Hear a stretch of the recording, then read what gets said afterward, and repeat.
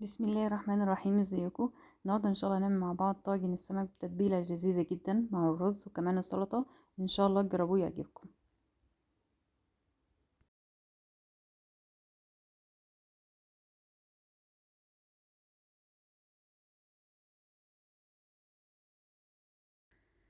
في البدايه انا جبت 3 سمكات غسلتهم في الاول كويس جدا، وبعد كده عملت فيهم فراغات بالشكل ده.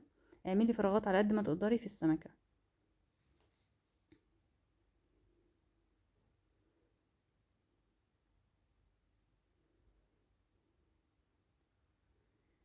بعد كده جبت الكبة بتاعتي، نزلت بنص كوب من زيت الزيتون او زيت الذرة. وبعد كده عندك قرن فلفل احمر بارد، ممكن نستخدم الحار لو حد حابه مشطشط. وحطيت كمان راس كاملة من الثوم، قرن فلفل اخضر بارد، وبقدونس، يعني لو فرمناهم يعملوا حوالي 3 معالق كبار من البقدونس. جبت كمان الجنزبيل الفريش، قطعته بالشكل ده، ممكن نستخدم المجفف. وبعد كده جبت الليمون بتاعي، خدت القشر بتاعته، حاولي تاخدي القشر الاصفر بس. وبعد كده رجعت قسمتها من النص وعصرتها، خدت عصير الليمونة كاملة. ولو حجم الليمون صغير استخدمي 2. انا استخدمت حجم كبير، فلو عندك الحجم مفيش الحجم ده استخدمي 2 من عصير الليمون و2 من قشر الليمون. وابشريه لو انتي مش هتعرفي تاخدي الاصفر بس. وبعد كده حطيت كركم فلفل اسود، وحطيت كمان ملح، فلفل احمر بودر، وحطيت شطة حمراء، ونزلت كمان بالكمون. وفي الاخر حطيت معلقة كبيرة من الصويا صوص، وغطيت الكبة بتاعتي وفرمتهم كويس جدا مع بعض.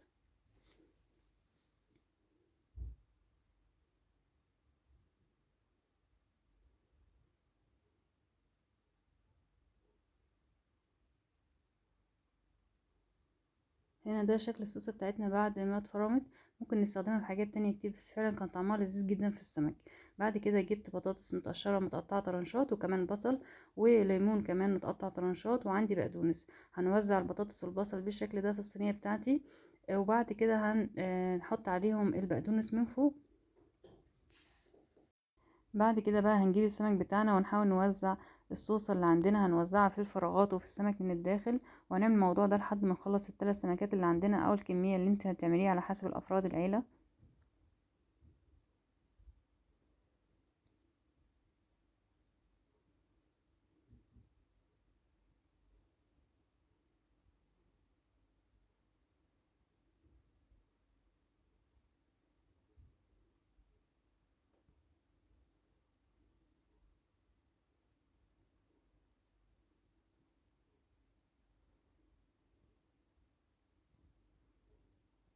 حاولي ان انت تعملي السمك على الخضار اللي انت هتستخدميه، لان انا عايزة اي صوصة تنزل على الخضار عشان ياخد طعم الصوصة بتاعت السمك، وتعرفي تاكليه كمان مع الرز بعد كده.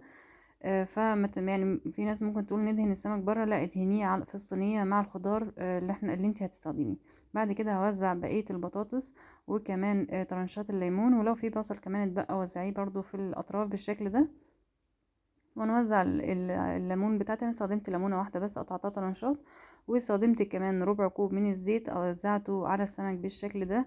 وهنغطيه بمغلف الطعام ونسيبه كده في التتبيله بتاعته لمده ساعه او ساعه ونص. وبعد كده نرجع نسويه في الفرن على درجه حراره 200 لحد ما يستوي معانا وياخد اللون الذهبي.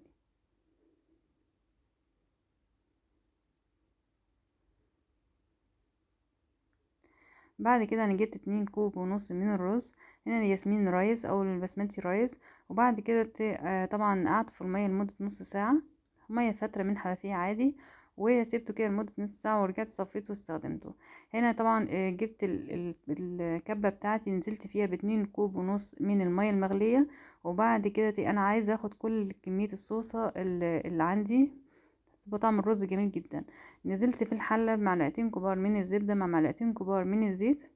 وبعد كده عندي بصلتين وسط مقطعاهم مكعبات، هفضل اقلب لحد ما البصل ياخد معايا اللون الذهبي. ما تخلوش ياخد لون بني غامق جدا علشان ما يبقاش طعمه مر في الرز عندك. بعد كده هنزل بالمية اللي احنا عملناها مع تتبيلة السمك، وهنزود بقى ورق لورا، وهنزود كمان ملح وفلفل اسود ومكعب مرقة ماجي. وهنسيبهم كده يغلوا مع بعض غلوة واحدة بس. وبعد كده هننزل كمان بربع معلقة كبيرة من الكركم، وهنسيبهم يغلوا. وبعد كده هننزل بكمية الرز بتاعتنا.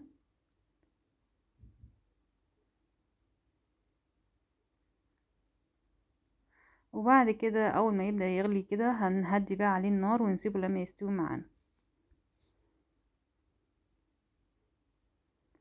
بعد كده طلعت انا السمك من التلاجة وهرجع اشيل الورق من عليه. انا اللي حطيت ورق زبدة ولا ورق ألمونيوم ولا اي حاجة خالص، انا دخلت الفرن زي ما هو كده. وهنا عندي كمان الرز خلص، انا هطفي عليه واسيبه بقى ياخد بخار الحلة.